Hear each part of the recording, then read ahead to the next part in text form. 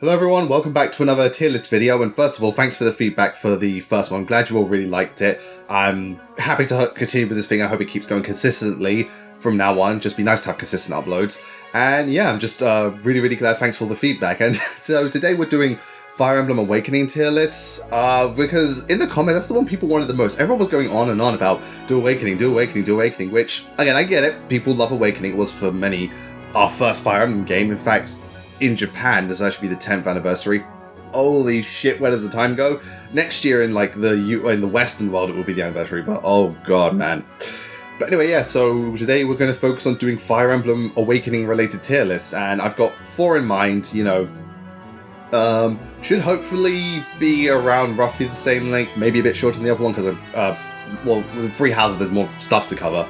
But yeah, so let's just get straight into it. So the first tier list we have is, like before, we've got the husbando waifu one. So like ranking characters based on how they work in terms of romantic status as a partner, this, that, and the other. Not necessarily who is like the most developed or who is the best written, just more so how well do they fit into, like, in terms of relationship. And again, this is all just based on how I feel towards them. So we've got all the tiers from the last one are back. So get fucked, pass, pump and dump, protect, dilf, milf, boyfriend, girlfriend, king, queen, goddess / god. And there's one special tier. It's like, what's this tier? Divine goddess? Who could that possibly go towards? Come on. Yeah, so we're going to start this tier list off the right way. Sumiya Divine Goddess tier. She's the only one in Divine Goddess because, yeah, everyone who knows me knows Sumiya is my absolute favourite Fire Emblem character. She has a lot of sentimental value for me, especially in a very low time in my life, just, you know, helping me, teach me very nice life lessons. But outside of that, she is beautiful, she is sweet, she's caring, she is clumsy and silly, but in a fun way. She's very enthusiastic about reading, she's wonderful with animals, she... You know, especially that, I remember that Awakening artwork, the promotion one, she's kind of holding up her armor with, like, and then there's Lissa like, Sumiya, will you please move? Again, Sumiya actually, you know, when you look at that, she is pretty sexy. Oh, I think Sumiya looks really nice. She always looks for the best in people, like you see with like her Frederick supports and stuff. She's just a really sweet person. And again, she's not afraid to slap a bitch. So that's good for her. And obviously, for me, Sumiya just means the world to me. I absolutely adore her. Again, to this day, no other, like, Dorothea came close, don't get me wrong. Dorothea came close, but no other Fire Emblem or fictional woman has had such an impact on me as Sumiya has, so she's easily Divine Goddess tier. Plus, if you're best friends with Cordelia, you know, you deserve that. And speaking of which, Cordelia is Goddess. Like, Cordelia is amazing. And I know for some people it might be like, there's the whole, because I pointed out last time with Hubert, him being so focused on Edelgard, they wouldn't be so into you. And I know some people have mentioned that with Cordelia, of the whole Chrom thing, but thing is, though, she mentions it like maybe once or twice, but it's never a big part of her. It's not like Hubert, where he always talks about Edelgard, all the way Camilla constantly goes on about Cora, and Faja with Robin, and Cyril and Catherine with Rhea. She may have mentioned it once or twice, but that's about it. But outside of that, Cordelia is very beautiful, very attractive. She's, you know, she's perfect at everything she does. She would, you know, bring out the best in you without question. She would do her best at everything. She would try to not only just be amazing in terms of her, you know, not like, you know, her life goal pursuits, but she would try to be the best type of partner for you.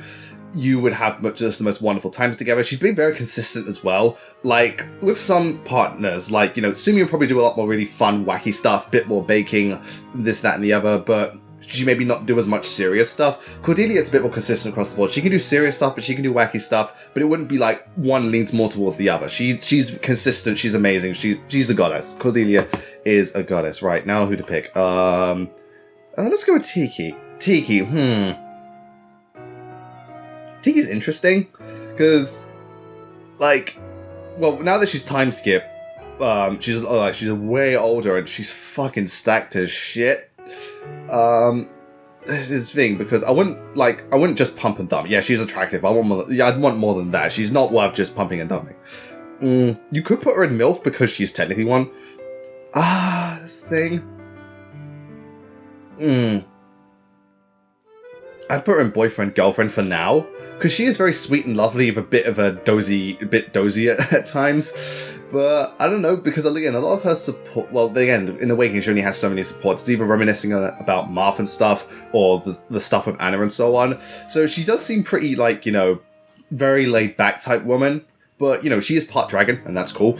And she is sweet and lovely. Plus, you know, for her, she'd take the relationship very seriously because she knows what it's like to be alone. So she would hold you tight, hold you close.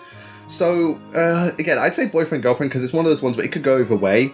Because I could see Tiki being the type where she gets very caught up in the past and, like, finds it hard to move on.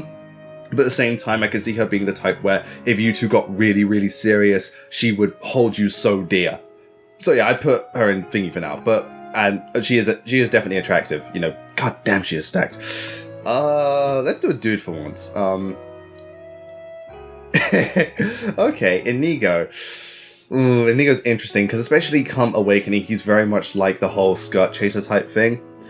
So, I mean, he's charming. He's a very charming young man, but again, I think I'd do the same with Sylvain, put him in boyfriend, girlfriend, because it depends on where he goes. Like, again, he would treat you so well if you went out. He would, you know, pay for everything. He would treat you to really, really fancy stuff. He would be really wonderful. But at the same time, I wouldn't be surprised if partway through he just goes, hello?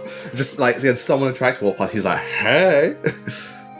So there's that. But at the same time, if you do get, you know, proper, like, I'd say intimate with him, it shows, you know, he is quite sensitive guy. Obviously, he does take after his mum. Yeah, but I'd say that for now. Again, it could go either way with Inigo, but it does depend on what he does. Frederick. Frederick is a god tier husbando. Like, because he's well groomed, he's attentive, he's a knight, he wears a suit underneath all that, he doesn't miss a trick, he's very well disciplined, but he's also not so rigid that he can't have a fun time. Like, again, with the panic support where she jumps on him and you go, oh my god, you got such adorable little ears! Yeah, Frederick's like, don't point at that again. But yeah, Frederick is, he's an absolute gentleman. You know, Frederick is a true gentleman, absolutely. And is, you know, and again, despite being a bit, you know, he can be a bit stiff at times, but generally, it's kind of like, you know, the same way Sephiroth is a bit anal, Frederick is a bit stiff, but outside of that, there's just so much to admire about Frederick. He is yeah. Let's go with Donald. Donald I put in Protect, and I know some people's like, dude, if you trade him off reclass him, he's going to protect you. But yeah, Donald I put in Protect because he's a sweet lad. He's a sweet little dude in the end. You take him from a humble village, so you want to keep him safe, keep him happy, you know, make sure he makes it back alive for Ma. You gotta do it for Ma. But yeah, so Donald's a cute young lad. And again, he's always willing to learn. He's a really good learner. And he's just a genuinely sweet boy. Yeah, so I put Donald in Protect. He's nice. Rickon. That's the thing. Rickon would get anal. It's like, I don't want you to protect me. But Rickon is, I put Rickon. That's the thing, I put him in Protect as well because, like, I know Rickon's, like, trying to prove he is a man, and, like, Rickon does, you know, I admire that Rickon, despite losing, like, his family losing status, he is really pushing himself to do that. But there's just something adorable about Rickon, bless his soul, and stuff. Yeah, and, like, he's not so caught up on being a man that he can't just be chill and cool with people, because even with the Maribel one, he gets a bit touchy about it, but never, like, he's not like Hayato, where he makes it a big deal, and the Hayato's just a brat. So Rickon's kind of sweet. He's a sweet boy. He's not, like, Ash levels of adorable and stuff like that, but he's not, like, Hayato levels of being an absolute whiny little... Again, I'll fucking slap that boy upside the head. I hate Hayato so much. Oh, boy. Next. Another Protect one. I put Naui in Protect because Naui is very, very, like, I know the whole thingamajig, and I don't want to get too into it, but, you know, I mean, all of them, even if we go into the child units, because of the, like, how they are all technically legal. But in terms of Naui, I just, like, regardless of that, I put her in Protect because she's just cute and fun-loving, and obviously for her, it's like, you know, she, like Tiki, she doesn't want to lose people, she gets very upset about that, but she's just a very sweet dragon, and she's a really, really fun as well, but at the same time, I think she'd be, like, even then, I don't know if I want to get into a relationship with Naui because she can be a bit much. Like, you know, I'm cool with people who are fun, don't get me wrong, you want people who are, you know, fun, but with Naui, it's like she wouldn't fucking stop. So I think Protect's a bit better. You know, treat her like a child. Like, you know, when you are with children, you indulge them when you're around, but it can be exhausting. You know, I've experienced that many times with, like, cousins and nephews. But, you know, it's that type of thing. So, yeah, now we're saying the Protect. She is very sweet, bless her soul, but a bit much. Sweet, but a bit much. Okay. I'm actually going to save the child units for last because, I'll explain that. Anna. Oh, okay, in this one, before it was Pump and Dump because Anna had nothing for her, here she's Goddess. Because now we have actual character, You know, she's got the cool outfit. She's a boss-ass bitch of how she deals with people. I like her, like, she's still a money swindler, but she has this real snark and sarcasm to her, which I adore. Like, this one is way more, like, again, the other Annas are cool, but this one's way more full of herself in a confident kind of way, and I like that. But she still has her sweet moments, and she's very attractive and so on. Again, this Anna is just like, this is like, for me, the ideal Anna. One where it's not so much about, oh, I just want money, but more so, I am like, just like, she knows like what she wants from life, and she knows that she is just a, you know, a fantastic woman. And I really, really like that. But again, if you were to get with Anna, she would be so much fun. She can get serious. You'd definitely be financially secure, so you got that to be grateful for. Yeah, so with Anna, there's so much to admire. She's just, yeah, this is the ideal version of Anna to me. Next. Ooh, Varian. I know he's kind of like, you know, he has his own, I think he's a lord of like his own territory, but Varian I just put past because he tries to do the whole skirt chasing thing, but he's not, I don't know, he's just not that classy. Like I mean, at times he can be quite articulate, and the way he like, you know, and stuff like that. He can be kind of silver-tongued, but I never really bought it. Like, at least with Inigo, yeah, he kind of jumps from woman to woman quickly, but at least I bought the charm with him. I don't get that with Varian. I don't think he's like, I don't think he's a bad person or a dick or anything like that. Again, Varian's like one of the most forgettable characters in Awakening for me, so I put him in pause. I don't really think much of Varian. I don't think he'd be a bad partner at all, but yeah, I'm not too... Basilio. It's either king... Oh. Actually, I put Dilf, Milf, or King, Queen. I put him in Dilf, Milf, because Basilio is definitely cool, rambunctious as hell, but, you know, he's a really cool, he's a stacked dude and all that jazz. And it's, yeah, so he's got all that. And, like, you know, he is a competent leader, but I think just how brash and over the top he is at times. Not to say he can't be serious. Like, again, the stuff with when he goes up against Warheart, he can be clever and so on. But I think he's more the type where you just have a fun time with him, get it on, do all this fun stuff, but that's about it. Like, he's the type of person where you meet up with every now and then, have the best time, but, you know, he'd be fun in small bursts. And on that note, I'd also put Flavia in there. Like, Flavia, I'd lean more so towards King and Queen over Basilio, but similar situation. You meet up, you have a wonderful time. Again, she's the more responsible of the two overall. Yes, but she is also, yeah, she's definitely attractive. You know, she's a built woman. Holy shit. Yeah, she definitely gives off proper MILF vibes. You know, of the two, I do like Flavia more, but I wouldn't put them in King, Queen, or even and stuff like that. But yeah, Dilf MILF, 100%. Alright, next. Stahl. Stahl is Stahl's boyfriend for me, because Stahl is a very sweet man. He is a very, very lovely guy. Like, he's a genuine guy. He's a talented cook. He's like Oscar. He's a sweet man. He is ideal husband material. But for me, like, I've got nothing against him. I'm not saying you have to be super, super, super, super, super exciting to be considered, like, you know, king, queen status. You know, you don't need that. But for me, there isn't enough of Stahl, like, outside of just him being genuinely, like, house kept, if you will. Yeah, like, again, I think he's a lovely guy, and I do like a lot of his supports, like with Shush and so on. But for me, it'd be more boyfriend. Like, you know, I could definitely, like, I could see settling down with him. But at the same time, you know, I think I'd want a bit more from a partner outside of just being super sweet. There's nothing wrong with being super sweet. It has, you know, that trait is fantastic, but it shouldn't be the only trait you have. But it is a trait that you should definitely, like, not dismiss at all. That's why I put him in boyfriend. Speaking of which, Shush. So Shush is such a goddess. Because she is a refined woman. She is a strong woman. She's got... Oh my god. Actually, hold on a sec. Yeah, so basically the thing with Shush is that like, again, not only is she sexy, but she got bat game. And I'll tell you right now, if someone... Because again, like, obviously, when it comes to physical attractions, you know, it's like abdominals, pectorals, biceps, you know, breasts, thighs, ass, all that stuff, and sometimes and you know, the face. But having a sexy back is rare, and if you do have one, oh my god, if you've got a sexy back, god damn! Again, it's a blessing to have one of those, and she's got yeah, Shush got a sexy back, straight up. So yeah, but outside of that, like, you know, she is a fun woman. She is actually a lot of fun in like in a genuine and kind of silly way. But she is refined. She's very, very strong.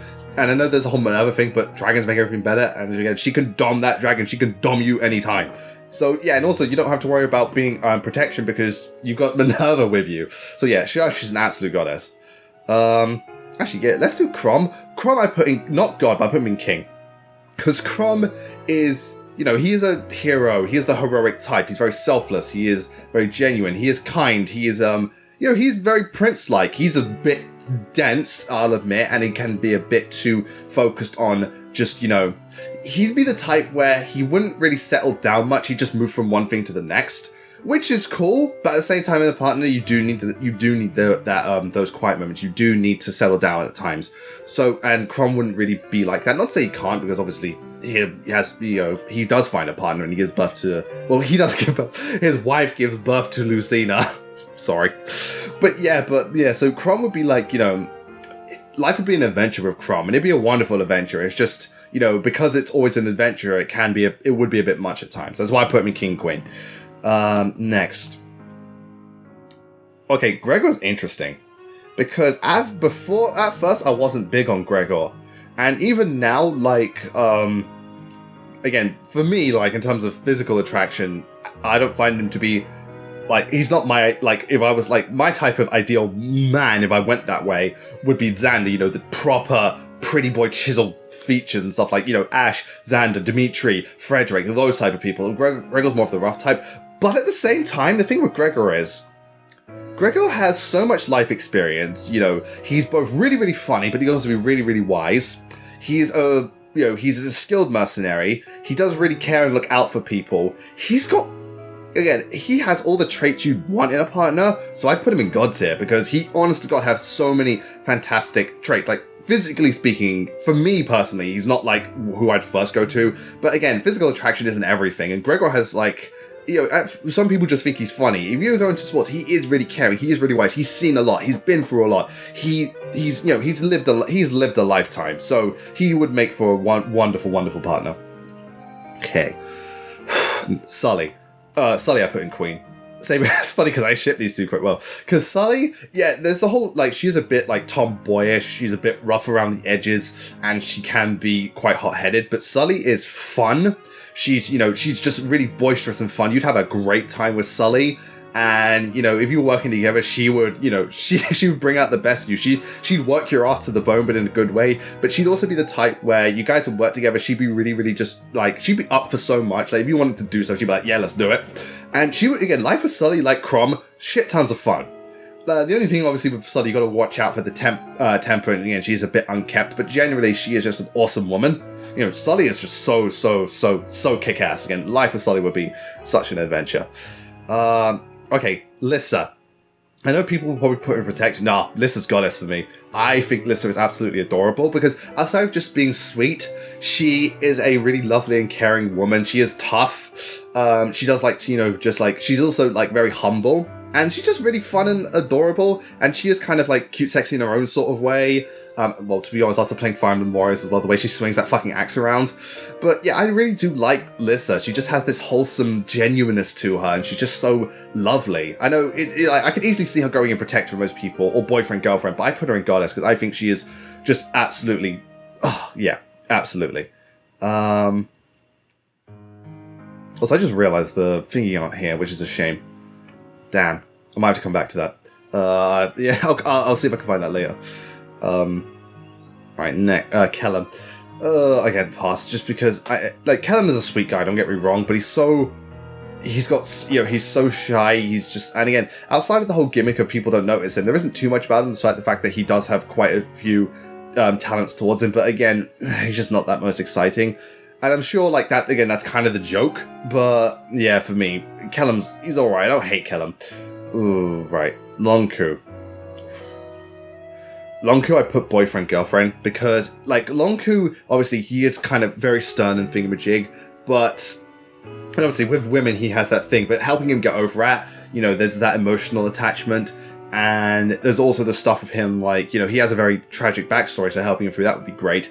But, because of that, he's a more serious partner. Like, again, you wouldn't, like, with Lon'qu, you could be more serious around him. You could probably talk about more serious issues. And while he won't be the most fun partner, he will be tentative and he will listen and he will care. He'll have a weird way of showing it and be a bit, gruff at times, but he would care. So it all depends. Like if he couldn't get if he didn't click with Lon'qu, then obviously the boyfriend girlfriend thing would stop. But if it did click, it could go that much further. Now, Henry. Oh, Henry's fun. Oh, Henry. Henry. I put Henry in king because Henry's kind of like actually is super cute and lovely. Like obviously he's crazy, but he's a cute kind of crazy. Like the just the way he goes about things. Henry is so much fun. Again, life with Henry would be just so much fun. He'd be up for so much. And again, he doesn't do the stuff out of outright hatred and malice. He's just kind of kooky and crazy. Granted, at times he can be a bit much. Like again, Henry can be a bit much at times, but there is a sweetness and lovable joy to Henry that's just so. You just want to give him a pat on the head and give him a hug, and maybe a little bit more depending on how he's doing. And Henry's just so fun and lovable despite being kind of a maniac. He's a fun and lovable maniac. Alright, so yeah, Muriel. I could put Muriel in boyfriend, girlfriend, because, Muriel I actually do quite like as a character, because even though she is focused on academics and stuff, she's not outside of just being chill with people and so on. And she's not so, she's not literally so anal and so focused on the research that's all she ever talks about. She just kind of takes a more logistical approach to things, but that could make for more interesting discussions. You could have more just again, if you were to talk to Muriel, your talk could go on for really, really long and so on. She is the experimental, curious type, so you'd be trying out a lot more. But again, it will depend on where it would go. Like if you two really clicked and you really pushed each other and you were fascinated with each other, then I could easily see her going up to king, queen, goddess type thing. But if it didn't click, that's fine. You could still have really, really cool chats and hang out and stuff like that, but it wouldn't obviously you just take different paths in life. Right, next is Gaius. Okay, I know the girls love Gaius. Gaius for me, I'd put him in king, because Gaius is he's a bit of a sly scoundrel, but people like that, and he has a sweet tooth which is adorable. But again, I think that's what's kind of thing about Gaius. He's kind of he is the roguish adventurer type, but he's got that sweet edge to him. So again, he'd be very fun to be around, either way you guys are doing, doing kind of under the radar stuff, or you're just going out having tasty treats, baking and all that jazz. So yeah, Gaius is definitely he's I wouldn't put him in god tier because as far as thing goes, he's not the deepest character to me. He's not the deepest person, but again, he's just he's literal he's candy or sweets, if you will. He's just so joyous to be with, but he may not be the best for you, but he's wonderful to be with. Okay, next, it's mostly there's one dude. Well, there's the thing. There's one dude thing we do. Robin, I'd put in king, queen. Oh wait, king, queen, god, goddess. Actually, compared to Byleth and stuff like that, I put Robin in God Goddess because, Robin is the type where they do get along with lots of other people. They would invest a lot in you. They're more deep and they're a lot more interesting than the other Avatar characters. They are very attractive and stuff like that. And yeah, just Robin is a genuine partner that's kind of covers all the bases. Robin doesn't have super standout features, but he's got all the bases down from each aspect. Good looking, deep, fun, ambitious, clever, strong, all of that. He's got so many of those features. So I have both of them though. So yeah, definitely in there. Next.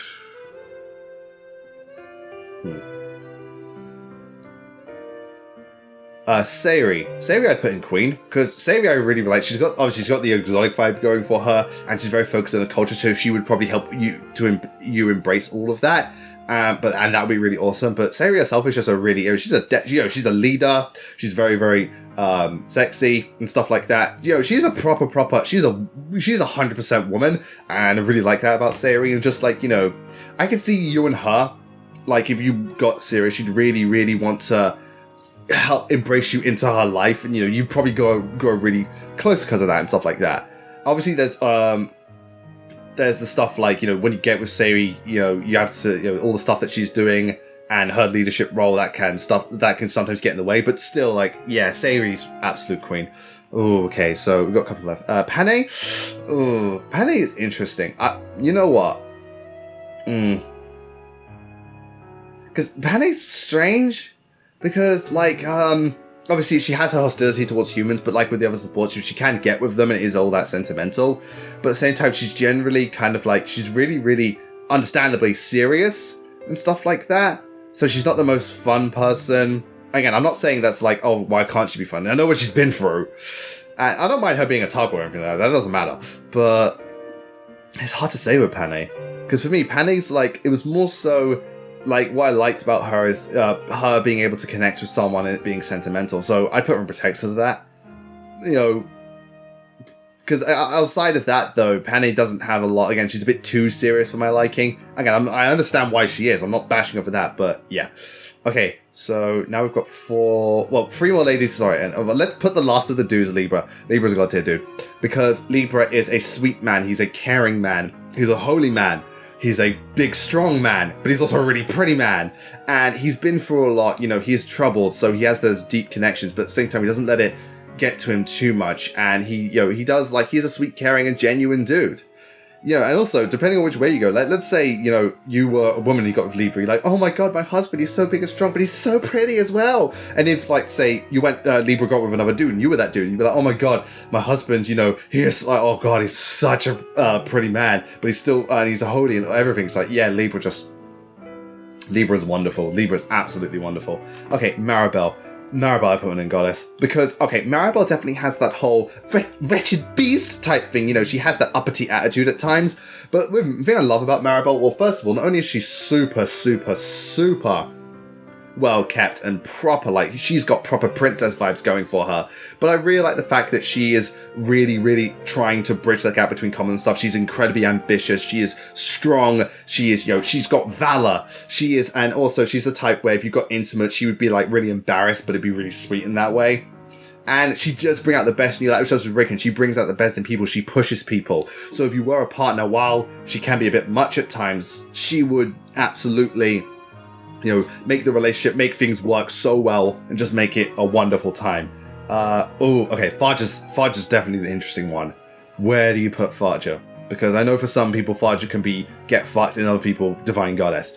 And obviously for me, like, after Sumia, Faja was the other woman I married. Faja I put in boyfriend, girlfriend, because it all depends. It all depends on where it goes. Because Faja, again, we've seen Faja has a Robin obsession, can be on the creepy side and can be dangerous. But we've also seen that Faja does really care for people. She will try and help people as best as she can. She really, really will. She really goes out of the way to try and help others. She can connect on a deeper level. She's incredibly sexy. And even though she has that Robin thing, which is, you know, kind of holding her back, if she did care for you, while she would be a bit much, she would, you know, she would really be there for you. So Faja, it all depends on how it goes. If she's like gives you the cold shoulder and clearly doesn't care about you and more is about Robin, fuck it. Don't bother, just pump her and dump her. But if she does show that she cares about you, she tries to help you in a turmoil, she wants to connect with you, then she would elevate straight to goddess. So again, it all depends on where it goes. By putting boyfriend, girlfriend, purely on the grounds of it depends, like the middle point, if you will. And finally, for the non-child units, we've got Olivia. Olivia, I put in king, queen, because obviously Olivia's barrier for entry, because of how shy she is, it is difficult. She's just really overly shy, and at times it can be a bit much. But she is sweet. She is very seductive. Like, she's sweet and seductive in a nice balance. She's not overly sweet, but she's not overly seductive. It's a nice balance, and I think that really works for the dancer type thing. She does have a backbone when need be. She is really talented. She's she's very genuine, and she's just very wholesome. There's just something so lovely about Olivia in just so many different ways. And like, obviously, when you do connect, there's this real like heartfeltness to it. It's just so sweet. So yeah, so that's for Olivia being in the queen tier. And again, so far, pretty good record.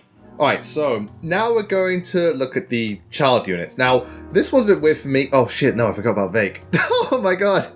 Sorry, yeah, so enter the Vake. Vake is a boyfriend. Because again, really rambunctious, very kind of knucklehead, bit silly, but nonetheless fun. And again, he's like the type, he's the bro type. He is definitely the bro type.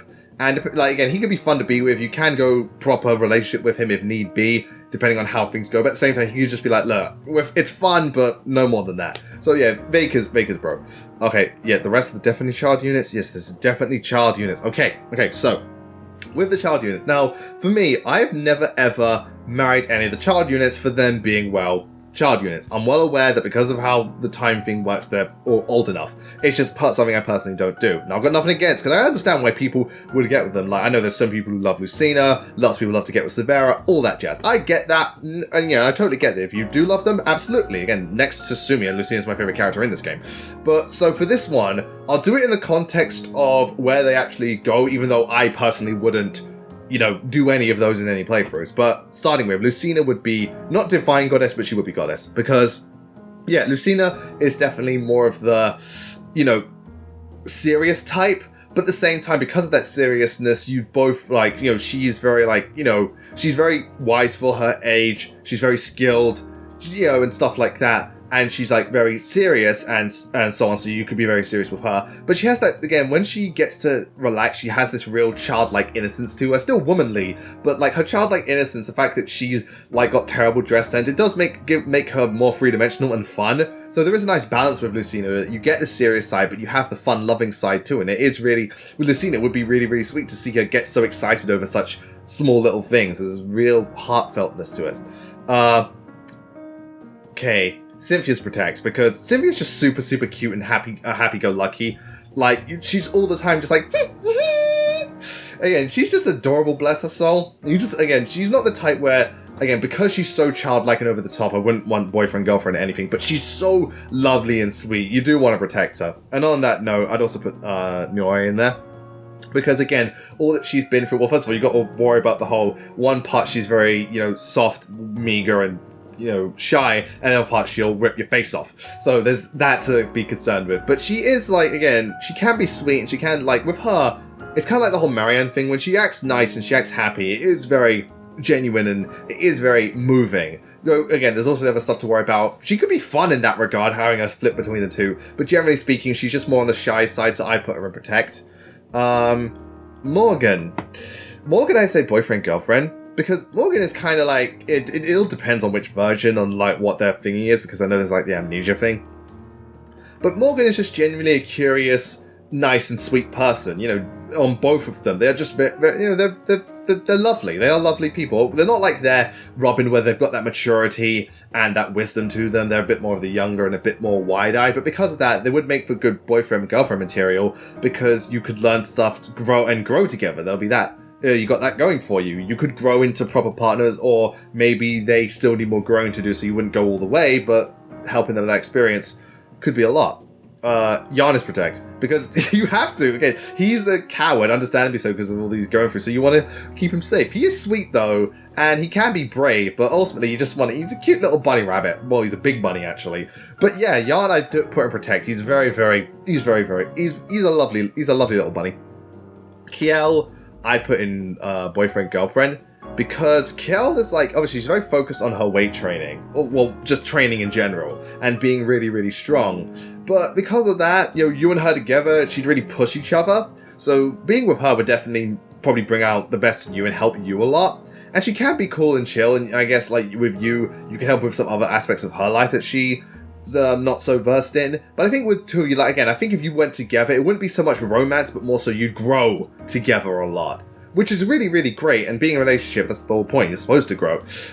So again, it could go either way. Obviously, I can see people not being into her because she's a bit too training focused. But I can see people like, you know, you help make me the man I am or the woman I am. I'd like to go all the way with you. I love you, that type of thing. Okay, Severa. I know, because again, people know me. I like Selena. I don't like Severa because of her attitude.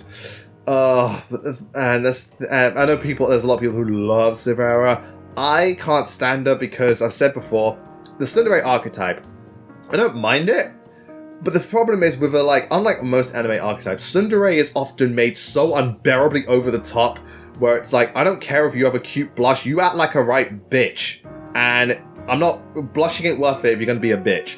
Severa is very much like that, but even then, I don't find her that attractive because, again, she's always scowling. Like, at least with, like, again, I can understand people being into her, and like, the blushing can be cute, but when you're scowling all the time, to me, that's not attractive. Like, I don't care if you've got a hot body, if you're miserable looking, and even when she does smile, it's more devious. If you're miserable all the time, it's just, ugh.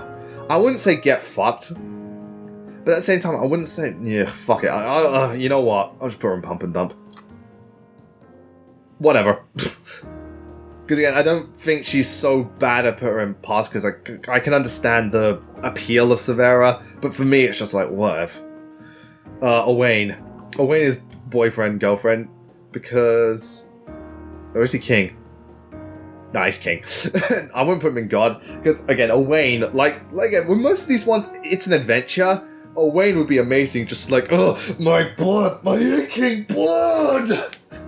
It would be hilarious, but at the same time, there's never a dull moment with Owain, and he does this stuff out of a sense of, being a hero, so, stuff like that. And at the same time, I imagine he can be calm and settled and when need be, but for the most part, it's just going to be hilarious, and that's the thing.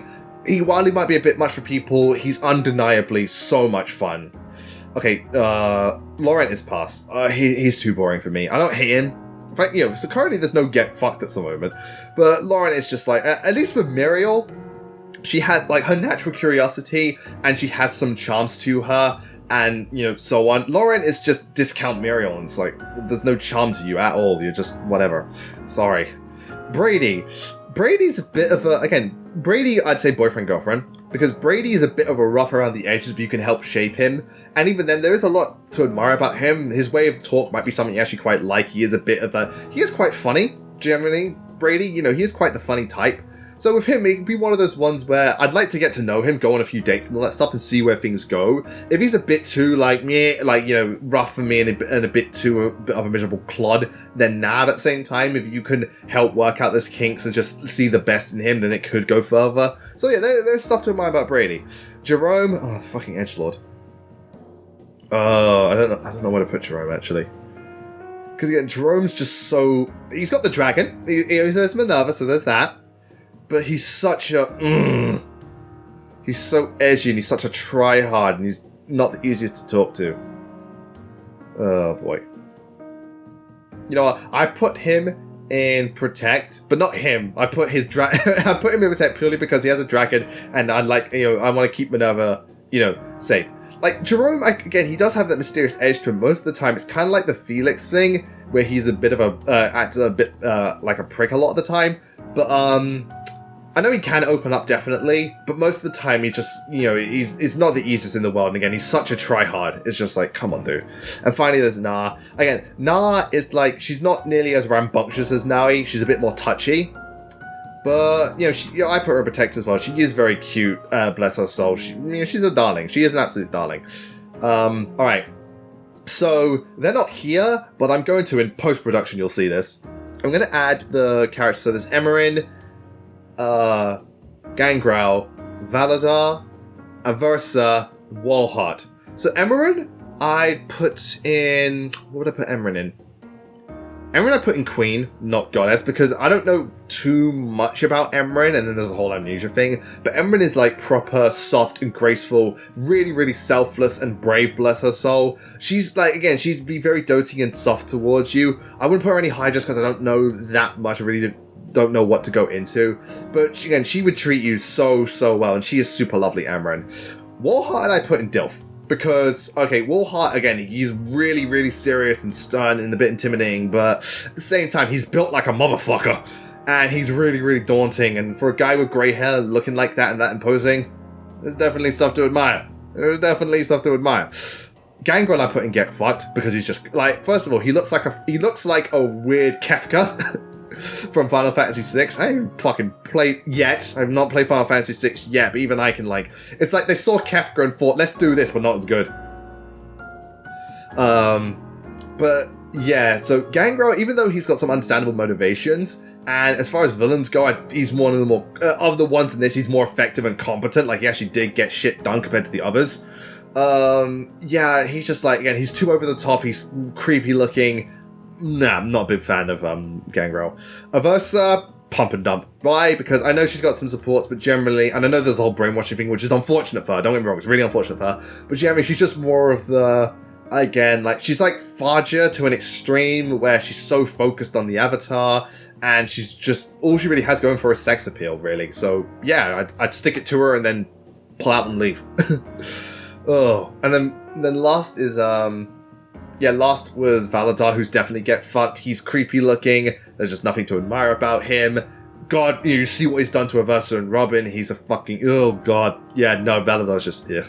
Oh, yeah, so, okay, but also, before I forget, because it's funny enough, this bit I'm actually doing right before I do the next tier list thing. Yenfei, I almost forgot Yenfei. Yenfei I put in the same as Sayori, King Queen tier, because Yenfei, again, when you do his parallel, it's like, he's got a tragic story, but he is a noble, you know, he's a samurai, basically. You know, he's got that thing going for him, he is attractive, and similar to Sayori, just the way, like, you know, just how he is driven as a leader and so on. There's so much to admire about Yenfei and the fact that he did this for his sister. He's a very selfless man, all things considered. Yeah, again, I really do like Yenfei. That's the one, like, highlight of the Awakening villains. Yenfei is definitely one of them. Anyway, I think that's all of them. I really hope that I don't suddenly, like, half of people say, oh, I forgot this character. Because I know there's Flavia, but Flavia is very, very, very underutilized, so I'm going to ignore that. Yeah, alright, so... yeah, so that's the main tier list for the main characters, but we're not quite done yet because there's actually one for this is a separate tier list for the boss characters. I've got the same listing aside from Divine Goddess because no one there would be Divine Goddess. But yeah, so we've got for these characters, now most of it is going to be either get fucked or pass. Like Exilus, oh my god, you are disgusting. Like, first of all, I know X is meant to be a dude, but it's one of those ones where I can't fucking tell sometimes. He's a creep, he's a ugly, he's a liar, he's a backstabber, he's a vile god. He's just like, oh god, he's revolting. And then you got this lot where it's like, again, just fucking creepy as shit. Again, some of these people are just, some of them are just really, really creepy. And again, sometimes there's not a lot to go off, so this will be quite quick. But some there is. So some is just they're really, really creepy. So get fucked. Others is like, you're just a douche. You know, you're an unappealing douche. Whatever, don't care. And no, I put these two in protect because they're that Fire Emblem archetype which is seen in a lot of games, and we must keep the archetype alive. So those two twins, like, I can't remember, they change each name. Like, I know in Binding Blades like Rose and Jasmine or something like that. They keep changing between each. So yeah, again, so pass on this dude. This dude, I remember him being an asshole, but at the same time with the villains, again, you got it. The standards are a lot lower just because, you know, you barely know anything about them. He's nicely kept. Again, look at this guy. He's nicely kept. Yeah, he's in the chapter, I think chapter 12. And yeah, I know he killed that innocent dude, but still, well, I think he was innocent. But still, you know, at least he's attractive. Cervantes, I put in protect. You got to protect the mustache because Cervantes is so over the top, ridiculous, silly. You just gotta laugh at it, and again, also the way to grow that thing, you know, props there. This dude, he looks. No, I put him in pass. Yeah, this dude. Okay, he's got the general thing. I think I remember him from one of the things. I think it might be from one Paradox. Either way, it's something. And, you know, for a guy his age, you know, to be that built and so on, you know, okay. And this guy as well, he looks like, you know, he looks pretty epic. Kind of. He's a boss. All right, so the last thing. So this was the woman who was in Fort Ferox. She's kind of cool. Yeah, she kind of overreacted to you, but she does seem cool. She's one of the younger NPC secondary bosses, so she's got that going for her. And again, she is part of Arena Ferox, so she's got that going for her. This woman, I can't remember her name, but she was one of the few villains you felt bad for because she was just trying to hold up to Warheart's ideals, but she got betrayed by this fuckface, and you really felt sorry for her. And you know, she does look. No, she's got that. I think she's like whatever the Troubadour advanced version is. I can't remember in Awakening. I don't know if it's Valkyrie or something else, because, you know, Awakening, sometimes they change the class names around. But, like, you know, in some games it's Valkyrie, in some games it's Mage Knight, whatever.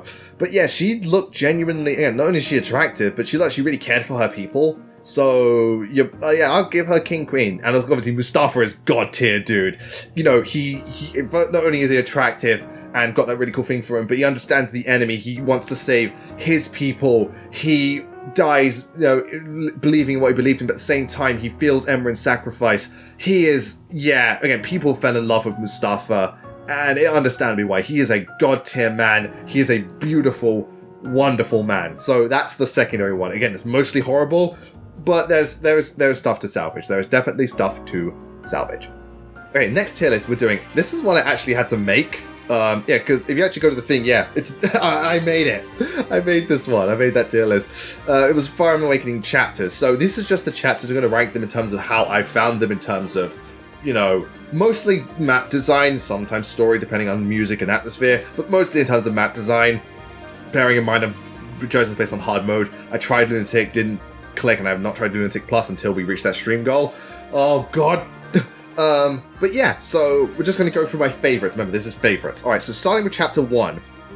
Honest to God, I think Chapter 1, for an opening thing, I put that in B tier. Because, first of all, we've got more interesting locations, not just an open field like it usually always is. But you've got decent enemy variety too, because I remember you fight, like, magic users as well. And I like that they just throw you into the action. You know, it's a bit more tense than the other ones, and it's also quite, it's also pretty damn small and very compact, which means that you can, if you're not careful, get overrun with units, like your healer or Chrom can get overrun. So, yeah, I think it's actually a pretty solid starting map. I actually quite like that one. After that, which chapter was it? This one. This chapter I didn't really think much of. Yeah, it's big because of the whole Risen thing and the Lucina coming back, or Marth. But in terms of map design, most of it, you're just waiting in the fortresses. I found it pretty boring. Literally, you get into a fortress, you wait, and there you go. That's all you felt like doing. So for that one, I really didn't think much of it. It's not awful, but I didn't think much of it. Okay, then there's this one. This one, again, most of it is just you holding down fortresses. You know, it's mostly just, you know, that. In terms of main design, it's just kind of a straight passageway. Also, I just noticed Fire Emblem Heroes has this exact same topology for one of its maps. But yeah, so again, I didn't think much of this one either. And obviously, it's the Shepherd's Garrison, you go out the Shepherds, this, that, and the other.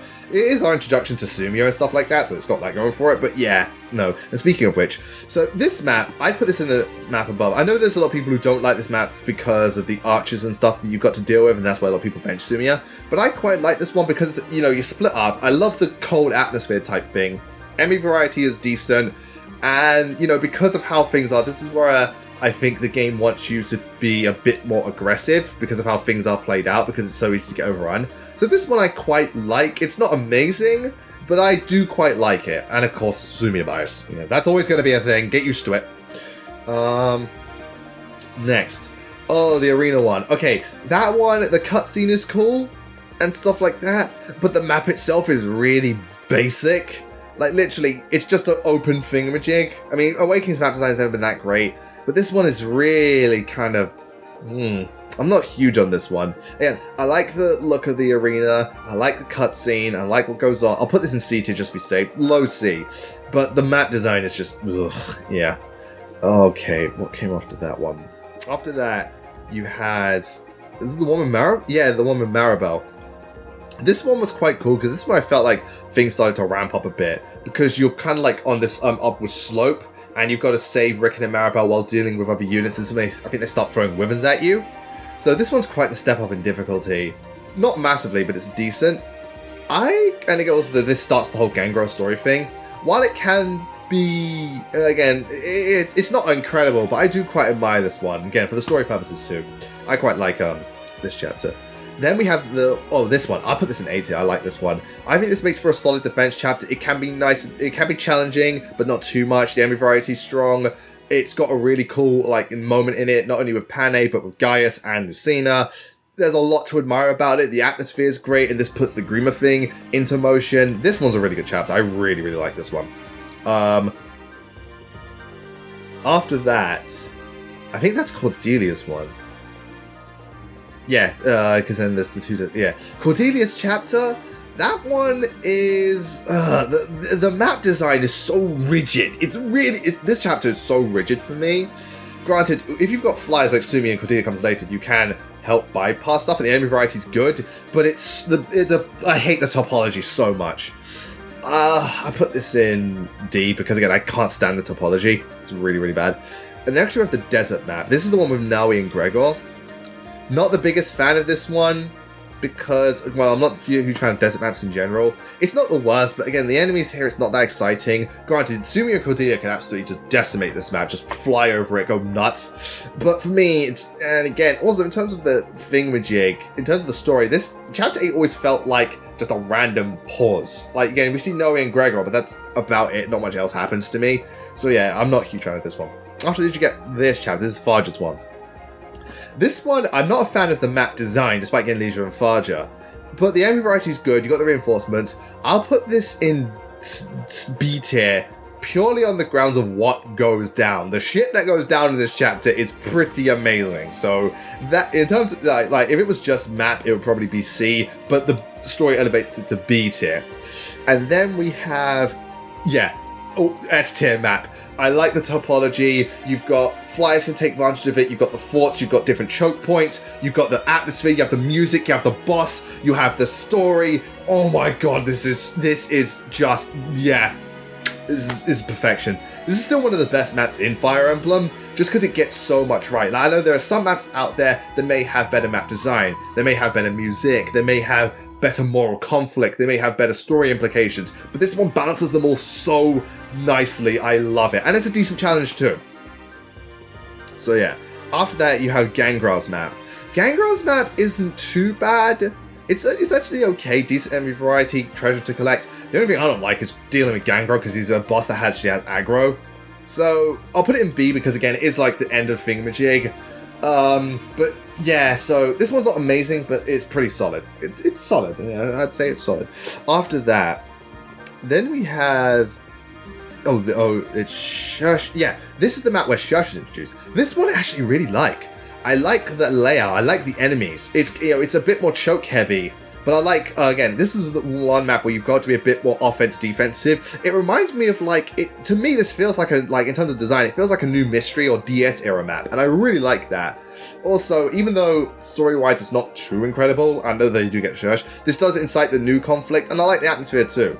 I like this map. I like it. And then we have this one. This is Henry's map. Okay, I'm not the biggest fan of the topology.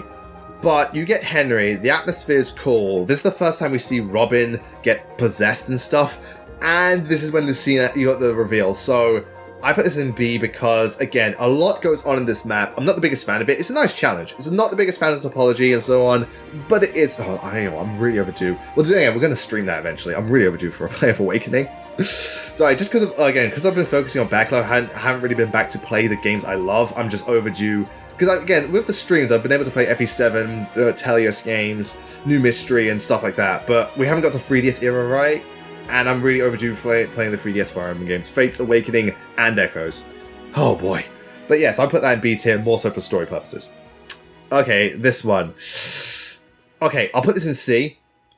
Don't like the topology. Granted, I think for a boat map, it does it pretty. It's a more active boat map. There's less just waiting around, so I'll give it that. Enemy variety is good and there's treasure to get. I'm just not a big fan of boat maps and the fact that it's extremely choke heavy. Like, really, really choke heavy.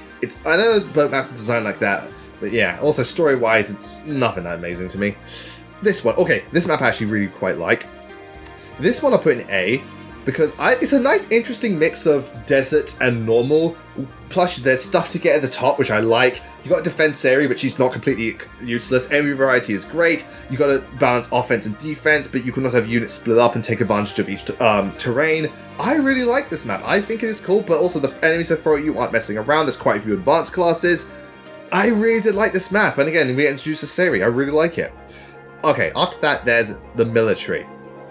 Or something like that. No, or whatever it is. Nagatry, military, whichever. Yeah.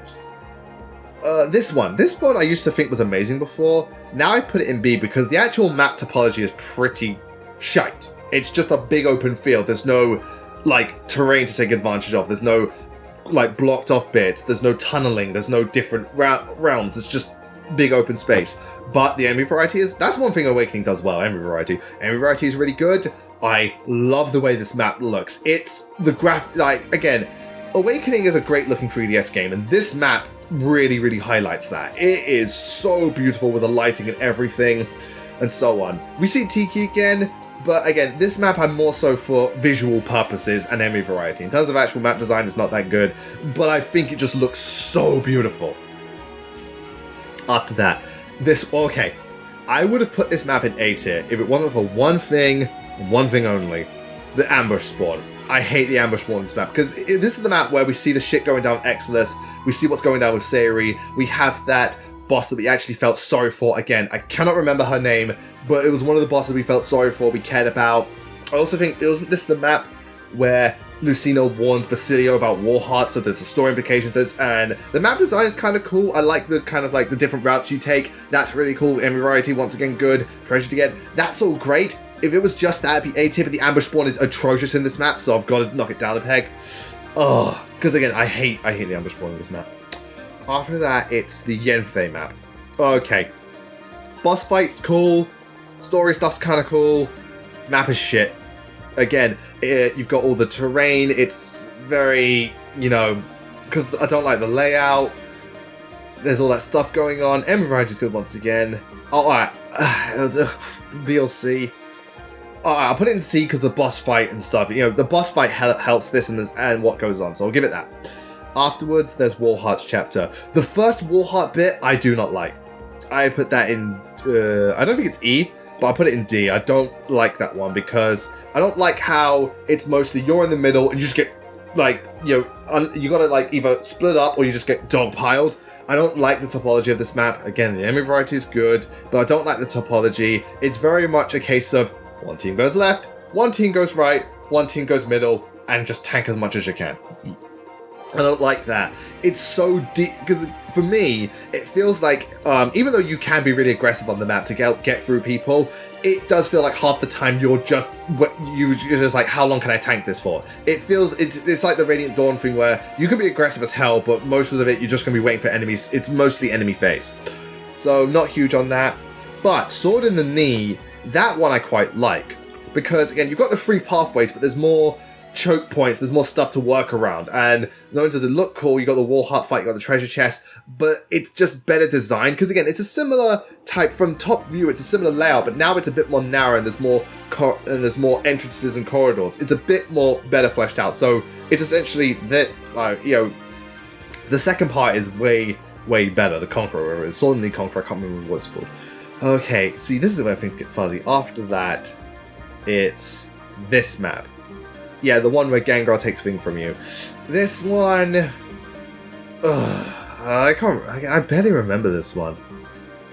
The topology, again, it's a little too choke heavy for my taste. The treasure chest is cool. But then you have the whole thing with Valada. I don't think it's E tier, but it's pretty This one is E tier. This map is shit. Because there's barely any enemies. It's just a prelude to the big fight. Not much goes down. It's fucking boring. It's over and done with before you know it. I really don't like this map. It's so lame. After that, there's this one. Okay, map topology sucks. Yeah, enemy variety is good, but map topology sucks. Boss fight sucks. A lot of it sucks. But the stuff that goes down with Basilio, all that, at least D tier. Because, that moment where he comes back is pretty fucking awesome. I won't deny. That's a really, really awesome moment. So he's got that going for it, but without that, nah. Also, I do like the fact that everything was leading up to this moment since the beginning, so it's got props for that. Okay, this map looks nice. Don't like the topology because there's just so many fucking bushes everywhere. It's too much. I like when Fire Emblem maps have bushes and stuff available, but when they fucking overdo it, it's too much for me, because bushes do kind of impede your movement as well, depending on what class you are. So for me, it gets on my nerves. It looks nice, and enemy variety is good, but I'd put this in D. Not huge on it. Okay, and then you've got this map with Aversa. Again, it's alright. I do think the mountainsides take up a bit too much of this map and makes it feel very boxed in. I don't think it's atrocious, but it's so forgettable. Oh my god, it's really forgettable. I'll put this in E because, again, I barely remember this map. And then you got Grima's map. Grima's map is actually... The enemy variety is fantastic. The boss fight is pretty epic, even if it's pretty fucking easy. I know on the... Alright, easy on hard mode. I know on Lunatic, apparently Grim is a nightmare. But, yeah, the map isn't too bad, actually. As far as finales and Fire Emblem go, it's not the worst, but it's not the best. I'll put this in C. So, yeah. Again, Fire Emblem Awakening's map design has never been particularly good. It's mostly around the B-D margin. But, you know, yeah, it does have some good maps. This one was amazing. It's not, like, absolutely awful. Again, there's no F tier, so there's that going for it. But, yeah, so Awakening's map design... Solid overall. Solid overall. Okay, so for the last tier list, we're going to do Fire Emblem Awakening skills. And, okay, I've got to stress this just to make sure everyone's clear. I'm just ranking these as my favorite skills, like the ones I like the most and how I feel towards them. This isn't, like, literal, because, again, I've not played Lunatic, I don't LTC, and I've not played Lunatic Plus either. I know some skills in terms of the meta are better, are, like, just logistically ranked accordingly. But I'm not doing that. This is just favorite skills, so don't take this as, like, the be-all, end-all. Don't think that, you know, don't be surprised if I happen to either list a skill that's better than it is lower or worse than it is higher. It's just a personal list, that's all there is to it. But anyway, so yeah, we're just going to go through and place them. But the first one, obviously, everyone, Gale Force is stupid in Awakening. Just free move, yeah, fucking hell. And the power-up Gale Force shit, oh god. Gale Force is just... Yeah, Gale Force... Yeah, that I had to put in God tier. It's just beyond broken. Alright, so the other ones. Actually, alright, there's 3 rally skills, actually, that I want to put in God tier as well. S or God? You know what? God tier is exclusively for... God tier will be just Gale Force because it's stupid. But I will put S tier close enough. So this one's rally movement because +1 move. That's amazing. That's the Bride one. I think it's Rally Love or something. Hold on. Rally Heart. So yeah, you get +2 move, +2 stats and +1 move, which is amazing. And then Rally Ignis, which is +4 to everything, but you don't get move. But that's +4 to everything. So those rally skills specifically, those are amazing. You know, they're absolutely fantastic. The rest of them, hold on, let me double check if there's anyone I missed. Rally Heart, Rally Love, Rally Magic, Movement, Rally Skill, Rally Speed, Rally Strength, Rally Defense. No, yeah, I think I got them all. Yeah, so the other rally skills... Hold on. Yeah, sorry, some of these are confusing me because of the icons. It's Rally Magic, of course. I'm thinking, the fuck. The other ones I put in, because rally skills are just useful, I'll put them in A. Just in general, because, again, they're rally skills. But those particular rally skills I think are even better. Because, like... One is increased movement, the other is +2 to all stats and 1 to movement, and the other is +4 to all stats, whereas the other rally skills it's +4, I think, or or +6 to that particular stack. It's +8 for luck, +4 for the others. So yeah. But yeah, rally skills is rally skills, they are fantastic. What else is next? Life Taker. Life Taker I like, but it is player face only, and it's for the Dark Knight class. But it is a good damn skill. Again, you get your HP back, so it makes you a lot more mobile and independent. So, Life Taker, I'd put in A tier. It's pretty damn good. The Breaker skills, those are pretty good. Because again, if you're up against thing, you get +50 like Avoid, so you pretty much won't get hit. So, Breaker skills are good, but I wouldn't put them... I put them all in B. Because again, they are good, but they're for the more defense. And even then, obviously, it depends on what enemy you're going up against. Because, again, if the enemy doesn't have thing. Whereas, like, for example, I put A tier, the fair skills, because if you have that weapon, regardless of which enemy you go up against, you will get that additional damage with that weapon. So, yeah, the fair skills, definitely, because you just get the damage buff. But these ones are good, too. Oh, Aether I put in S. Because you get the damage and the recovery. Chrom, Lucina, and depending on who you marry Chrom with, that child can get it. Aether, I know it's like Ike's like, motherfucker, you stole that from me. But yeah, Aether's really damn good. I love Aether. Aegis Improvise. I like Aegis Improvise. Hold on, let me double check something when it comes to Aegis Improvise. Aegis is Paladin, it has damage from bows, tomes, and dragon stones. That's cool, especially considering how powerful tomes are. And then Improvise is... I can find it. Yeah, has damage from swords, lances, and axes. But the thing is, it's for a general, and generals are already bulky as shit. So, alright, I'd put Aegis in A and Improvise in B, just because I feel like Improvise is a little redundant on a general because it's like, oh, granted, you can still, armor break, armor slayer, hammer, those types of things. But with generals, it's like, you're already this bulky. Do you really need any less defense? With Paladin, though, even though they got good res, they're a bit more balanced. So having that, especially against ranged options, I feel it's a bit better. So I'd put, yeah, that's what I do. Okay. These ones. All right, the +2 skills, I'll put them all in C tier. They're fine for what they are, because they give you +2 to the stats. But, these are +2 specifically, but and stuff. But again, later on, they're not so. The numbers don't mean much.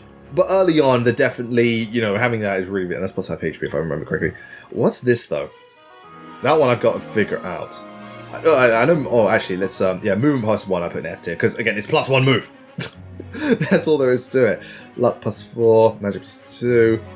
It was like this purple dude with a +2 next to him. Let's see if I can find it. Oh, that's special D. Oh, that's all stats +2. So, yeah, all stats +2. Yeah, that's an S tier because it's all stats +2. Actually, what we here, Paragon, experience ×2.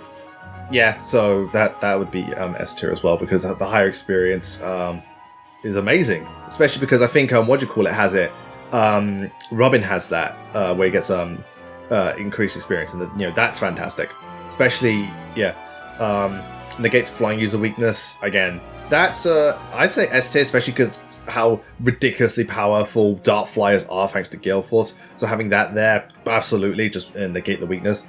Limit Breaker raises units maximum stat caps by 10. Ooh, okay, Limit Breaker. Because in Awakening, how easy it is to grind and stuff, and you increase the stat caps. Holy shit. Holy shit indeed. Granted, that's more of a, I see that more in like a meme run or like a run where you just grind the shit out of people, not so much a low run where you're just trying to go through as quickly as possible, but still. Now, what does Limit Breaker look like again? It's that with fire, but I can't see it anywhere. Oh, here it is. I'd put that in, yeah, because again, the caps. Actually, no, I'd move that down to A because again, I can see that's only like I can only see that really mattering if you go out of your way to grind the shit out of your units, because most of the time you won't reach those caps, so it's not that big of a deal. But yeah, so I'd put that in A. Okay, so let's start from the top, because again, otherwise I'm going to get lost finding out these skills. Acrobat, that's Trickster. All traversable terrain costs 1 movement point to cross. Okay. So that gives them a bit more movement, but it costs a movement point. That's cool. But usually you just like, if I wanted to do that, I'd either go mounted unit or flyer. It's alright. It's alright to me. Because again, there's other Trickster to be a bit more mobile than most foot units, but I put that in B. Because again, you're more mobile than most foot units, but you're still not a mount. We did Aegis. Aggressor. Okay, Dreadfire. Attack +10 during the user's turn. So that's like Death Blow on steroids. Oh shit. On my turn, you get attack +10. Oh, fuck. Shit, that's like, okay, that's Death Blow on steroids. But it is only when you initiate, but still, fuck. Holy crap. Because again, I didn't use all the DLC stuff for Awaken. Some of these skills are new to me. That's Dark Mage. Avoid and critical avoid -10 to all enemies within a field trial radius. That's cool. And again, if you're someone like Fagia where you use the Nosferatu thing and you get dogpiled, or even then if you throw Fagia into like a big group of enemies, it can be a really good assist. It's not massive, but considering how Dark Mages function in Awakening and the fact that often I find Fagia being the one to get attacked a lot, I think it's pretty cool. Because again, they have lesser voice, you gotta and they've got less critical avoid, so you can crit them more often, and you can dodge, and you got an easier time hitting them. So yeah, and because of how Fadra and Henry work, I usually find for me they're usually getting swarmed by people because of you give them not Fadra Nosferatu and she's all good. So it works in that situation for me. Aptitude adds 20 to all growth rates. All right, in a growth-based game like Fire Emblem Awakening, yes, because that's ridiculous. Because if it was other Fire Emblem games, it wouldn't be that impressive. Like even in Three Houses, because it's not. Three Houses is a growth-based game because of how it's designed, but the growths aren't magnanimous. Whereas in Awakening, the growths are, and you add 20% to that. Hell yes, ridiculous. All right, Arms Thrift. That's weapon durability is not decreased when activated. That, okay, I know a lot of people really like that skill. That one can be really helpful to reserve weapons. Granted, in Awakening, it's not difficult, but it's pretty damn good. And it's on Mercenary as well, starting out, so it does give them a lot more staying power. So I put that in A. Because Arms Thrift is cool. I know there's some people who probably think it's S, and I get that. I put it in A just because, again, while I never, again, weapon durability and Awakening was nothing I ever had a problem with, or weapon thingamajig. Yeah, and even it's luck-based, so usually it happens. Astra's pretty cool. It still has the thingamajig, but Astra's always really cool. If it was Radiant Dawn Astra, I'd put it in S because it's stupid, because the damage doesn't get scaled down. It's just 5 consecutive hits, but this one it does. But yeah, Astra's cool. Avoid plus 10. Well, that speaks for itself. It's Avoid plus 10, so C tier again. Yeah. Axe Breaker. Yeah, we've done the Axe Fair. Beast Bane. Deals effective damage to beast units. That's really cool, because that's also, when it's beast, that also includes mounted units. So that allows Panay to absolutely rip through calves. I think she can hit some pegs too. So in that regard, that's really, really awesome. So I'd put that in A because there's quite a lot of them, and I think you just rip them to pieces. Bond, that's Bride. Restores 10 HP to all allies with 3 tile raise at the beginning of the user's turn. Having multiple users of Bond does not increase the HP generation. So everyone gets 10 HP within a tile radius. That's cool. Again, I didn't use the Bride class, but that is cool. 10 HP is quite a lot, and it makes for really good support. But within a 3 tile race, it depends on how spread out you are. So I put this in B because it all depends on how spread out. Because in Awakening, I do find that a lot of the time I am hunched up, but again, especially with things like Darkflower and Galeforge, you would be flying off on your own. Dumbo Breaker done. Alright, Charm. Hit rate and avoid plus 5 to all allies within a 3 tile radius. Again, that's cool, because hit rate and avoid plus 5, that's nice. It's not a huge bonus, but it's nice. And Lord is usually going to be the one that's closest to people, so I'd get that in B tier. It's nice, yeah. Conquest. Negates the user's beast armor weakness, exclusive to Warheart. Yeah, so basically you don't have the, what do you call it? The weakness to, yeah, you don't have any of those weaknesses, which is awesome. Yeah, that's awesome. So I'd put that in, I put that in A tier because, again, you just negate your weaknesses. It's like the Lotus Shield. The only reason I put the shield higher is, for one thing, this one is not, while this one is DLC exclusive, this one's like restricted to the villains. So yeah, it's exclusive to certain characters, whereas the other one, it's just in a DLC skill. Like, hold on, just scroll down. Yeah, it's like, you know, yeah, you get it, and you know, that's just exclusive to the DLC, not exclusive to a character. Right, so now we've got, counter. Okay, counter, when I first played Awakening, it got me killed so many times. Every time I went up to fight a warrior, because they have such high HP, I got my ass handed to me. For you in question, it all depends. A, will you be using warrior? Because I really don't like using warrior in Awakening, just give me Berserker. B, it only really useful, for the most part, on if you're getting attacked, and depending on how you play, you may not do that. So I put that in B. Because it's a pain in the ass to fight. You know, there are ways around it, just use magic. But if you go up physically, it's annoying, and usually the warriors have so much HP that they'll kill you before you kill them. But yeah, it all depends on the phase and so on. It all depends on how you play, so... Because I don't use it much, but I can see the appeal. Fucking hell, but you can give me shit. Defender. All stats except movement +1 when pair up. I'm going to put that as A tier. Or maybe not S, but A, because it's Awakening. You're gonna use pair up, and +1 all stats. It's fantastic because it's Awakening. Of course, you're gonna use pair up. Deliverer, moving +2 when paired up. That's S. Yeah. Griffin Rider. It's funny because I remember when I did the whole Griffin Rider class. The skills that Griffin Rider gets, though. Yeah, fucking hell. +2 move. Nothing else needs to be said. That's the Troubadour one. Avoid and critical avoid to all male allies within a 3 tile radius. +10. See, that's okay, but again, it's gender exclusive. So I'll put that in C tier because, again, like I said, it's like...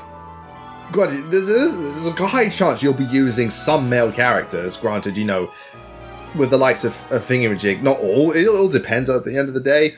But again, it's like, for female characters, it doesn't do anything. This one. So obtain bullion from the enemy user if defeats the enemy. This one's not bad. I actually quite like this one. Early on, I find this, when I reclassed Vake, it was pretty damn cool. And even though money's not that big of an issue in Awakening, having more of it is nice. And I found it to drop very often. So this one I quite like. It's more of a, I imagine again on like a low turn thing, potentially. It doesn't matter, just speed through it, fuck it. But it has, I like it. Discipline. Weapon experience ×2. That's cool. You know, higher weapon experience is nice just so you can go through weapons and so on. And because of Cav, because if you also like upgrade into Paladin and Great Light, you get, or Great Knight specifically, you get other weapons to use. So, where is it? Where is, do they not include it? I can't see it anywhere. Seriously, alright, I can't see it on this, so I'll add it in post. Okay, so, wait, that's, no, that's not Discipline, because Discipline is, let me double check. No, we'll come back to this, we'll come back to this, but if not, I'll add it in post. So, yeah, Discipline I'll put in B. I like, yeah. Alright, so, Dual Guard. Plus adds 10 to Dual Guard rate. That's cool, especially for a Great Knight. So, Dual Guard was that one with a shield. Dual Guard I put in A, because again, having the pair up and the guard is really, really useful. But Dual Strike, that's what's that? That's, Lord, yeah. Adds 10% to Dual Strike activation. Yeah, that's even better, especially because as Chrom and the Lord, you're going to need to use him. He's going to always have to be deployed. And because of that, having that extra attack rate is really awesome. Because usually with dual, like, the reason I put it over Dual Guard is because usually if you activate Dual Attack, they're dead before they get a chance to retaliate, so Dual Guard's kind of unnecessary. But yeah, also you get this way earlier. Chrom just has this as a level 1 Lord. And Lucina and stuff. Dual Support. Increases dual support level of a unit by 4. Hold on a second. What does dual support do? Because, like, well, Dual Strike and Dual Guard is the same. Oh, right, yeah, it's stat boosts, of course. So Valkyrie, you get stat boosts by 4. So that's pretty cool. And we're assuming you'll be using it all the time, just because of pair up. That's actually really good. So I'll put that in A as well, because again, you're going to be using it all the damn time. It's one of those ones where, because you're going to be paired up, you're going to have it on you all the time. Even Rhythm. Hit on even number turns. Oh, odd rhythm and even rhythm. Okay, I'd put that in C purely because they're turn-based only. So, yeah. Because again, turn-based, if they're turn-based, then it all depends on the turn. So it's like, on the one turn they're useful, on the other turn they're fucking useless. After that. Focus. Critical +10 when no allies within a 3-tile radius. Oh, that's unlikely. Especially, again, I find that unlikely just because of how things play out. It's not impossible, but for me, it's unlikely. And even then, you only get critical +10, which isn't huge. If it was critical plus, like, if you had, like, super focus, where it's critical +30, then that would be impressive, because that's, like, a guaranteed crit, kind of. But +10, nah. We've already done Gale Force. Gamble. Hit rate -5, critical +10. Has uses, and for a Barbarian it works, but I'm never, again, I like Gamble more in, CLD. Yeah, I'll put it in C because it does work with the class. I like Gamble more than the Teleus ones where you like double your crit rate, but you half your hit rate. I like that where it's more extreme. Heal Touch. Restore an extra 5 HP. Yeah, that's really useful. Yeah, you're an extra 5 HP. So I'll put that in B. Because, you know, more HP, that's lovely. Hex. -5 to all adjacent enemies. Again, that's pretty cool. And it's on Dark Mage, you can get it. I'll put that in the same one. Because it's adjacent, so it's like, they have to be right next to you. But if you go to attack Faja, you got less of voice, so she's going to hit you back. So I think that's pretty damn cool. It's useful for how Faja is for me. Hit rate +20, yeah, that's really useful. That's an A tier skill. Because, again, you need... Granted, wait, it's for sniper. Granted, even though snipers don't thingamajig, just having that skill, and if you swap different classes, having that higher hit rate is amazing. So yeah, you got that going for you. HP +5, yeah, I already did this. Ignis, okay. Ignis I really like because it adds half your magical strength depending on which one you're using, so it's really good for the mixed build, which works. Also, not only do you get it early as a Grandmaster, it activates so frequently. Like, I see it activate more often than you just have a normal attack. So Ignis is definitely S tier for me, it's ridiculous. Indoor fighter and outdoor fighter. Okay, these ones are situational. I'm putting them in C tier because, again, it all depends on the map. That's all there is to it. Lethality, skill, 4%, instantly defeats an enemy. That one's cool because it's insta-kill. Granted, it's still the rate's kind of low, but I've always liked lethality. Just dead. And also in Awakening, I love the graphic as well. Just the fade to like the pure red and the black. So cool, so cinematic. Luck Touch. Unlock treasure chest without needing key. Yep, that's really, really, really useful. Also, it's for Thief. Yeah, it's automatic Thief skill. So that's fantastic. A tier. No, S tier. Because, yeah, just getting all that. Woo! Okay, Lucky 7. Hit rate for the first... Okay, here's the thing. That kind of may seem situational, but 7 turns is more than enough. So I put that in A. Because, again, 7 turns, you can do a lot in 7 turns. Especially depending on how you play. Luna. Ignores enemies' defense or res by half. I'm going to put that in S. Purely because, even though I don't play it, I know about like how hard Lunatic and Lunatic Plus can be. So for someone like Frederick, having the skill is probably the biggest godsend in the world. So, yeah. Done that. Miracle can survive 1 HP after being fatal blow. Again, good skill. I put it in C because I rarely find that happening. Depending on how you play, you may never need it, actually. So, yeah. I wonder.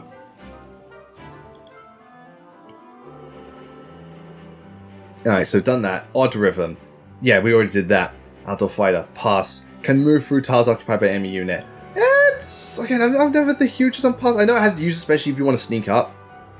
But I was never that huge in it. But actually, I'll put it in B because, again, it does allow you to just, move throughout the map pretty much uncontested. Patience. This is mercenary. Hit rate. +10 during the enemy's turn. So, this is for more defense. So, yeah, that I'd put in C because you only get +10. Wait, which one? Let me just double check. Yeah, it's that one. Because, again, depending on how things are, even though it does allow you to be a bit more defensive, depending on how things are, you may not even need it if you don't get attacked. So, it's alright. Okay, this is Archer. Hit rate during the user's turn. Okay. That's cool for that. That makes it good for the Archer because they get more hit when they go into strike and they have less chance to get retaliated. So I put that in B because it's a bit, that round I find a bit better just because, like, even though they may not get retaliated because the enemy doesn't have a thingy weapon, having the high hit rate's good regardless. And if they do have a weapon, you have less chance to get hit. So that's really cool. Quick burn. Hit rate and avoid +15 at the start of the chapter. Effect 1 passing turn. So you got +15, but you only lose 1 per turn. So it's like Lucky 7, but better. So I give that thing because, again, you get +15 to hit rate and avoid, and it only goes down bits. Even like 5 turns in, that's still +10. That's still impressive, and if you're very fast, it won't make a difference. We've done the rally skills. Okay. Relief. 20 HP at the start of the user's turn if there's no unit within 3 tower radius. See, with Peg Knights, it makes sense because they will be distant, but 20% isn't much, especially because Peg Knights never have that much HP. Yeah, 20% HP. But yeah, it's cool, but even then, I'm not huge on it. Renewal, 30% use HP at the start of the user's turn. War Clerics, that's the thing, it's cool, but 30%, if it was 50%, I think a bit better. 30% ain't huge, and considering it's his last skill, I'm not that impressed, to be honest. I'm not that impressed. Okay, res +10 Dreadfire. That's pretty cool. But again, that's res. That's because thingy was thing. I put that in A because magic is so good in Awakening. Because res +10 is, that's potent. Yeah, res +2. Rightful King adds 10% skill activation rates. I'd put that in S because skill activation rates. Yeah. Because again, you want to activate skills as much as possible, especially with Ether and so on. So yeah. Shadow Gift. Enables the usage of Dark Tomes in any tome wielding class. That's really awesome. Especially because Dark Knight don't use Dark Tomes, and that never made any sense to me. So Shadow Gift is really, really damn cool, but again, it is exclusive, so it's got the limitations. Aversa, DLC Mikai, and Katarina can be inherited. I'll put that in A because that is pretty awesome though. Because being Dark Knight, or even being other like Valkyrie and having Dark Tomes, yeah, that's really cool. Skill +2, slow burn. Hit rate and avoid increases by 1 turn. That's the thing, it depends on how long you take. If you really take your time, yeah, but if not, then it's kind of pointless. I'll put this in B because, again, it has massive potential if you take your time, but if you rush, then it's just like, whatever. But I'll put it in B at the very least. Recover HP, yeah, that's pretty cool, again, for Hero, and I find that activates quite often. And having the HP back is great, so I'll put it, if it was Radiant Dawn thing, I'll put it in S, but it's not. Soliditary. Okay, this one. Critical and critical +10 to adjacent allies. That's cool. Yeah, because again, they get critical avoid, so they're less likely to crit, and higher crit to adjacent allies, but they've got to be adjacent. So yeah, I would say, I'd say B, because usually the attachation is quite close for me, but it depends. Special dancer, strength, magic, defense, and the res for 1 to have any use of the dance. So yeah, that's useful because you get danced and you get boosted. So I'd put that in A, because again, the boost is really, really good. It's not the most amazing stat boost. If you've got move +1, then I put it in S, but nah. Alright, after that, sort of fair. With regard to vanity, hit rate and 10 if no allies within a 3-tile radius. See, this works better for wyverns because they're more likely to be distant. So I'd put that in A because wyverns, you know, a wyvern is less likely to be around people. So, you know, I'll put that in A, and the hit rate and stuff is awesome. Tone breaker, oh yeah, done. Underdog, okay. Hit rate and avoid when the user's level is lower than the enemy's. Promoted unit counts as level 20 plus, Okay, so you get higher hit rate the lower level you are. So this is useful for a while. After, obviously, once Donald starts catching up, it's kind of useless. But I'll put it in B because, again, for the first half, great. The second half, not useful because Donald will be stronger. So, yeah. Then we got Vantage. So, yeah, it's first strike. And again, they get this really early. So, put Vantage in A. I really like that. I really like Vantage. Also, again, if you've got pair up with Vantage, hell yes. Vengeance. Adds half the user's current occurred damage to user's attack. This I find... Alright, this one.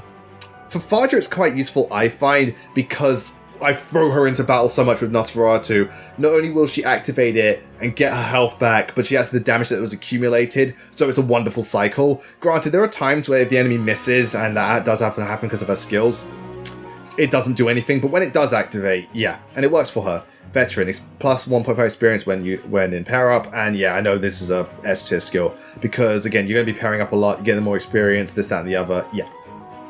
Absolutely. Wrath, critical plus 20 when under half HP. I put that in B because critical plus 20 isn't that much, but at the same time, you've got a lot of HP, and they've got naturally high crit rate to begin with, so that is pretty cool. Monarchy, deals effective damage to dragon units when you're a monarchy. This is cool against other dragons, but that's it. And there aren't that many dragon-based enemies in this thing, so I put this in C tier. Because again, there aren't that many other dragon-based enemies in the game. Yeah, there really aren't. And Zeal is critical plus 5. Critical plus 5, and that's a fighter. Again, same as this. Currently no D tier skills. So that's nice, yeah. Mostly A's. Yeah, mostly A tier skills in Awakening. The rest is quite balanced, and there's one God tier one. But yeah, so that's that. But anyway, thank you all so much for tuning into this Awakening tier list video. I enjoyed doing this. I'm glad you people like the tier list stuff. Big thank you. Please like, subscribe, you know, and just give feedback on other stuff you'd like to see, and so on. I hope we can keep this going from now on. Just all the other different stuff with the content. Still working on Ashimals and all that jazz, but obviously these are a nice holdover and this, that, and the other. And again, if you follow the links here I've posted on the side of the screen, it'll be easier to just track stuff, and also probably easier for me to track the messages you send, so I have a better idea of what people want to see. But until then, thank you all very much for watching. Have a wonderful evening, and that's it from me. I will see you all next time. And of course, I want to say a very special thank you to Wolffox, Shadow Dragon, Lucina21, Degenerate Peach, K-Dog, Chaos Sabereye, Vincent Clark, Midnight Castle, Maggieful, Patanka Fan 32, Jeremy Redinger, Varian8392, Daniel Hodgson, Twisted Scarecrow, Cameron Reynolds, and finally Zenny Dragon. Thank you all so much. I love and appreciate you guys. You're the absolute best. Thank you, thank you, thank you.